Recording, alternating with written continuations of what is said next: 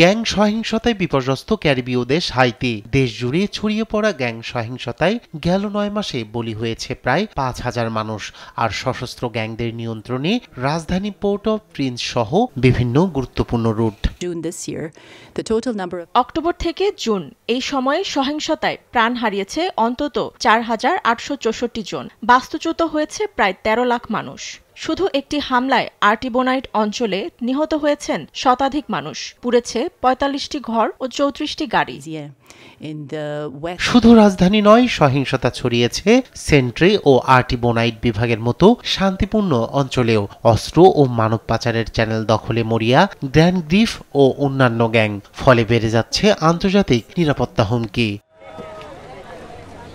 জাতিসংঘ বলছে গ্যাং সহিংসতা থেকে বাঁচতে ঘরবাড়ি ছেড়ে পালিয়ে বেড়াচ্ছে বাসিন্দারা, যা দেশটির অর্থনীতিকে পঙ্গু করে দিয়েছে। পোর্ট অফ প্রিন্সের বিচ্ছিন্নতা ইতোমধ্যে ভয়াবহ মানবিক পরিস্থিতিকে আরও বাড়িয়ে তুলেছে। IOM এর রিপোর্ট বলছে সম্প্রতি স্থানান্তরিত হতে বাধ্য হওয়া বাসিন্দারা ইতোমধ্যেই অস্থায়ী আবাসনে রয়েছে, যাদের অনেককে একাধিকবার বাস্তুচ্যুত করা হয়েছে। এই পরিস্থিতিতে আমাদের সাহায্য প্রদানের ক্ষমতার সর্বোচ্চ সীমা পার হয়েছে। অবিলম্বে আন্তর্জাতিক সমর্থন ছাড়া দুর্ভোগ দ্রুত আরো খারাপ হবে।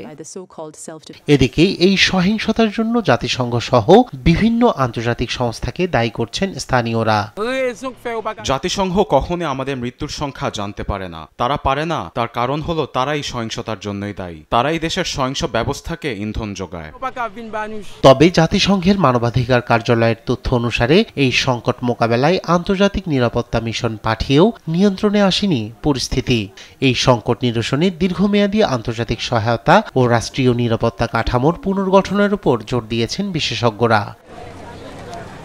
রায়হান কবির শুভ্র, নিউজ ডেস্ক, দেশ টিভি।